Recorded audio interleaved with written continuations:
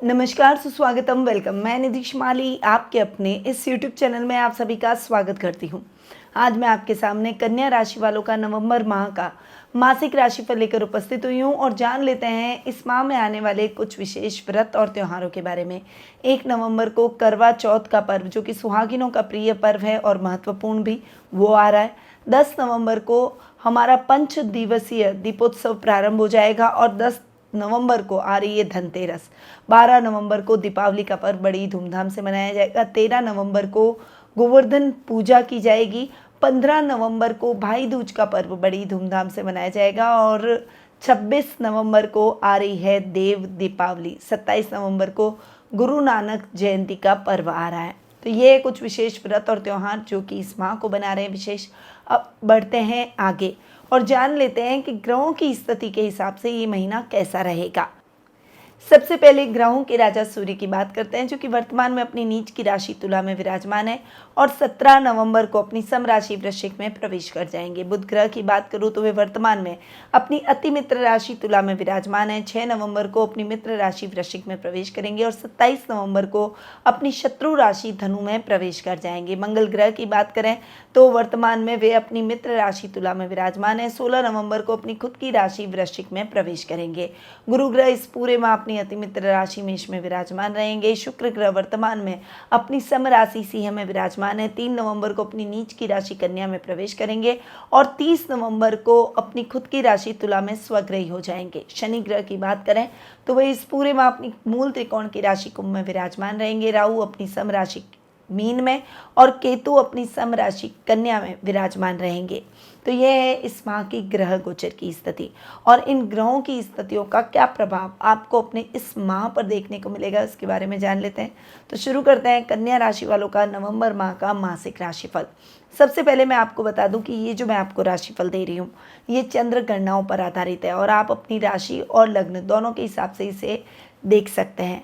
सबसे पहले आपके राशि स्वामी बुध की बात करते हैं, जो कि आपके कर्मेश और आपके लग्नेश दोनों हैं।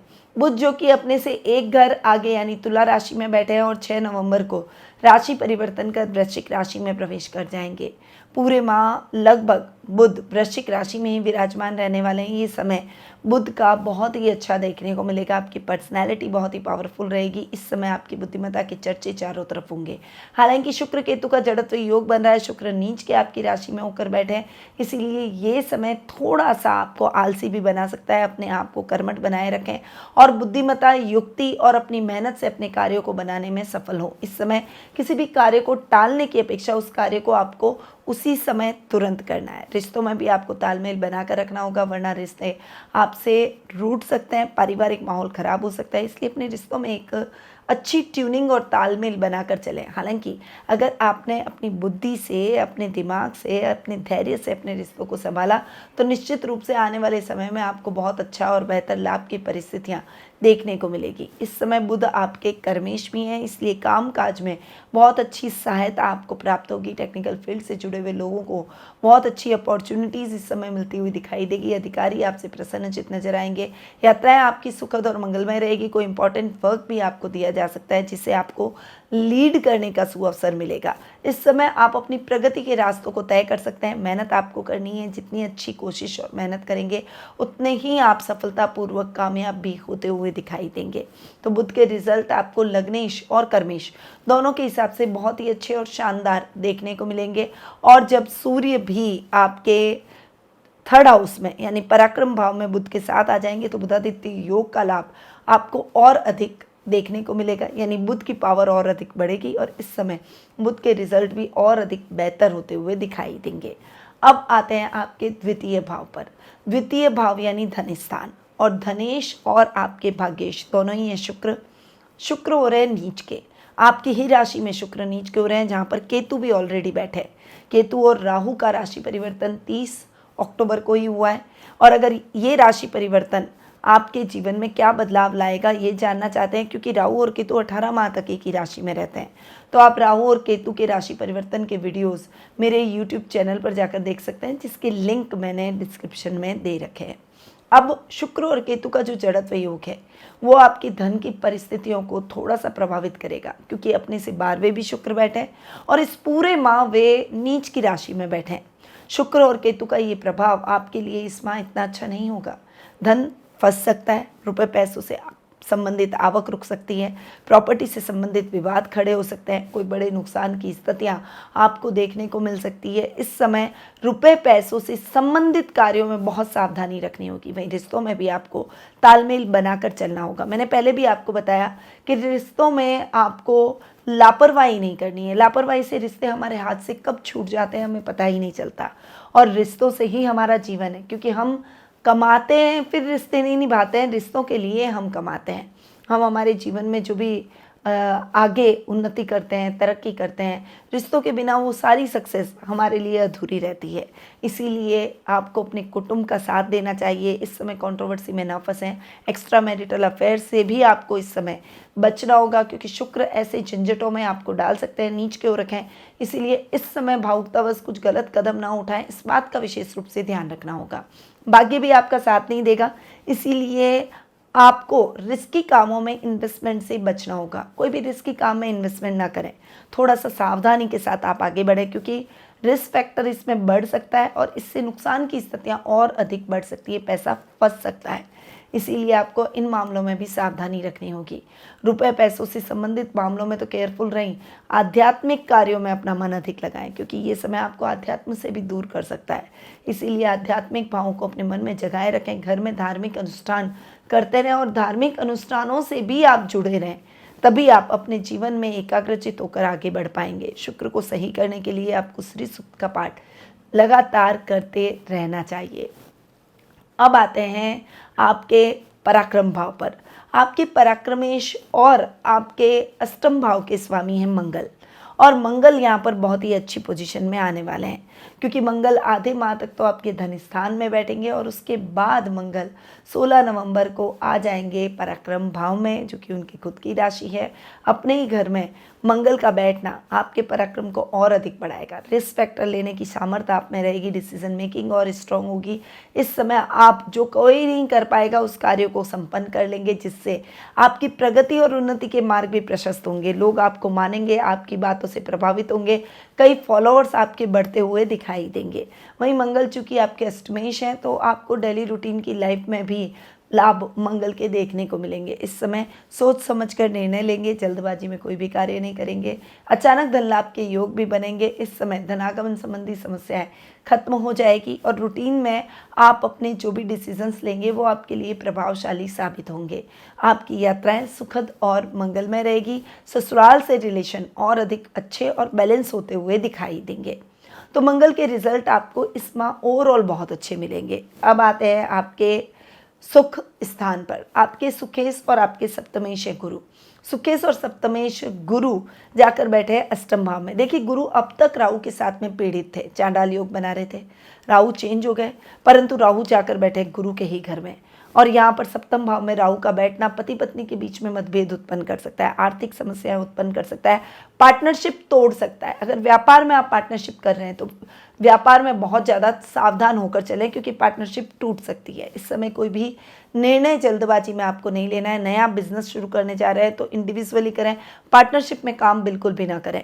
अगर हो सके और पार्टनरशिप में काम करना ही हो तो जीवन साथी के साथ में आप करें। इस समय आपको बहुत केयरफुल होकर चलना होगा, अपने रिश्तों में भी तालमेल बनाकर चलना होगा। वहीं आप अपने लाइफ में, अपनी प्रोफेशनल लाइफ में भी सोच समझ कर आगे बढ़ें। जो भी योजनाएं, जो भी आप क्रियान्वित करें, उसमें भी आप पूरी प्लानिंग के साथ उतरें।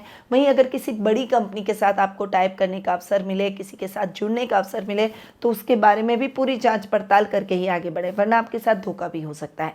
वहीं आपके सुखों में इस समय वृद्धि होगी, क्योंकि गुरु फ्री हो चुके हैं, गुरु राहु से अलग हो चुके हैं, और गुरु पर शनि की दृष्टि तो है, पर फिर भी गुरु के रिजल्ट थोड़े से बेहतर होंगे। इस समय आप अगर कोशिश करेंगे तो कोशिश से काम बनते हुए दिखाई देंगे। हालांकि बहुत अच्छी पोजीशन तो नहीं, क्योंकि शनि की दृष्टि पर गुरु पर पड़ रही है, और गुरु एक सौम्य ग्रह है, तो शनि की दृष्टियाँ अच्छी नहीं होती। इसीलिए आपको प्रयास तो थोड़े से अधिक करने पड़ेंगे, पर प्रयासों का प्रतिफल भी आपको जरूर प्राप्त होगा और आप अपने जीवन में जरूर कामयाब होते हुए दिखाई देंगे। तो गुरु के रिजल्ट आपको बहुत ही अच्छे और बेहतरीन इस माह मिलते हुए दिखाई देंगे। सुखों में वृद्धि होगी और साथ ही दाम्पत्य जीवन में आपको केयरफुल होकर चलना होगा। हालांकि गुरु का सपोर्ट रहेगा, पर उसके बावजूद भी राहु के बैठने की वजह से मिसअंडरस्टैंडिंग से सावधान और बचकर रहें। अब आते हैं आपके पंचम और षष्ठम भाव पर। आपके 5th और 6th हाउस के लॉर्ड है शनि, जो कि 6th हाउस में स्वग्रही होकर बैठे हैं। शनि का 6th हाउस में स्वग्रही होकर बैठना आपके लिए बहुत ही अच्छा है, क्योंकि इस समय आपकी पावर में वृद्धि होगी। इस समय शनि से रिलेटेड जो भी समस्या है वो समाप्त हो जाएगी। असाध्य रोगों से मुक्ति मिल सकती है। इस समय आप अपने आप को बहुत फिजिकली फिट महसूस करेंगे। आपके शत्रु खत्म हो जाएंगे। वहीं विद्यार्थी वर्ग को पढ़ाई में बहुत अच्छे रिजल्ट मिलेंगे। संतान की तरफ से शुभ समाचार मिलेंगे। अगर वो बड़ी है और आपके बिजनेस में आपकी हेल्प कर रही है तो उनकी वजह से आप बहुत अच्छा लाभ बिजनेस में प्राप्त करते हुए दिखाई देंगे। इस समय रिश्तों में अच्छा तालमेल रहेगा और साहित्य और कला लेखनी में आप बहुत अच्छा प्रदर्शन करते हुए दिखाई देंगे। आपके मान सम्मान और प्रसिद्धि में वृद्धि होगी। अब आते हैं आपके लाभ भाव पर। लाभ भाव के स्वामी हैं चंद्रमा, जो कि फ्लक्चुएट होते रहते हैं। अपने मन को चंचल ना करें, बस अपने आप को स्थिर बनाए रखें, तटस्थ बनाए रखें। जहाँ पर आपको खर्च करना है वहीं खर्च करना है, जहाँ नहीं करना है वहाँ फालतू इन्वेस्टमेंट करके आपको नहीं छोड़ना है। इस बात का आपको विशेष रूप से ध्यान रखना होगा। अगर आप इन मामलों में केयरफुल रहेंगे तो दिक्कतें बिल्कुल नहीं आएगी, वरना दिक्कतें बढ़ भी सकती है।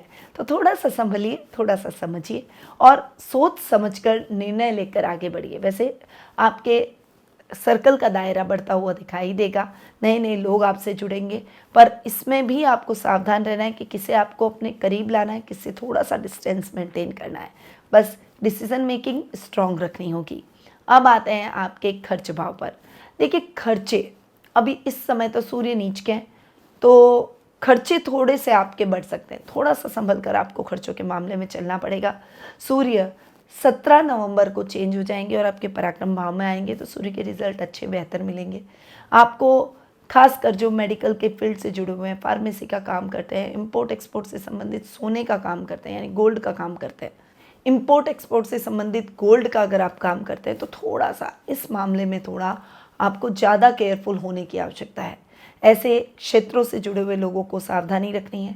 मेडिकल के फील्ड से जुड़े हुए लोगों को सावधानी रखनी है। जो लोग बाहर जाकर अपनी प्रैक्टिस कर रहे हैं, मेडिकल के क्षेत्र में डॉक्टर हैं, सर्जन हैं, या फिर खुद का क्लिनिक हॉस्पिटल है या नौकरी कर रहे हैं, उन सभी के लिए ये समय इतना अच्छा नहीं है।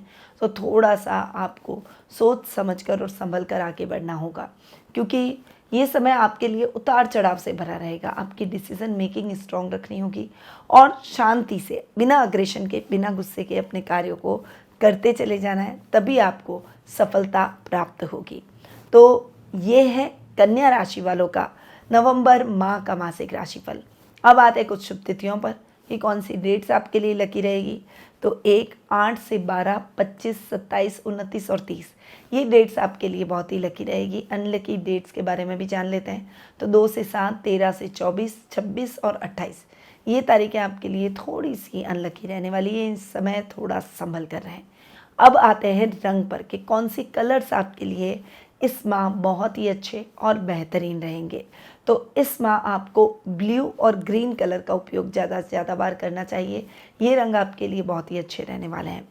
कन्या राशि के जातकों को धनतेरस के दिन पीतल के बर्तन, श्रीयंत्र और हाथी दांत से बनी हुई चीज़ें खरीदनी चाहिए। ये आपके सुख और सौभाग्य में बढ़ोतरी करेंगे। देव दीपावली के दिन कन्या राशि के जातकों को 5 दीपक गाय के घी के जलाने हैं और उसमें एक दिया घर के मुख्य द्वार पर रख दें, एक दिया घर की रसोई में रख दें। ऐसा करने से घर धन धान्य से भरा रहेगा और घर में खुशहाली रहेगी।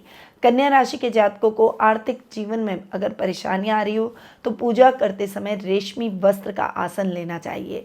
इसके अलावा पूजा की घर की दीवार का रंग सफ़ेद और हल्के रंग में हो, ये भी आपके लिए अनुकूल स्थिति साबित होगी।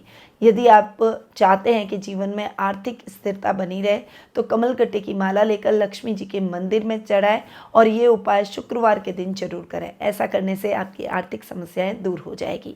अब ये उपाय जो मैंने आपको दिए हैं इस माह के, वो इन माह में आने वाले व्रत और त्योहारों के हिसाब से दिए हैं। अगर आप अपनी पर्सनल जन्म पत्रिका के माध्यम से किसी भी प्रकार के प्रश्न पूछना चाहते हैं, प्रश्नों के उत्तर प्राप्त करना चाहते हैं, अपनी जिज्ञासाओं को शांत कर सही मार्गदर्शन प्राप्त करना चाहते हैं, तो आप टेलीफोनिक अपॉइंटमेंट और पर्सनल मीट के माध्यम से मुझसे जुड़ सकते हैं। अधिक जानकारी के लिए स्क्रीन पे दिए गए नंबरों पर कॉल या फिर व्हाट्सएप जरूर करें। अब मैं अपनी वाणी को यहीं विराम देती हूँ। स्वस्थ रहिए, व्यस्त रहिए, मस्त रहिए और हमेशा मुस्कुराते रहिए। जय श्री राधे कृष्णा।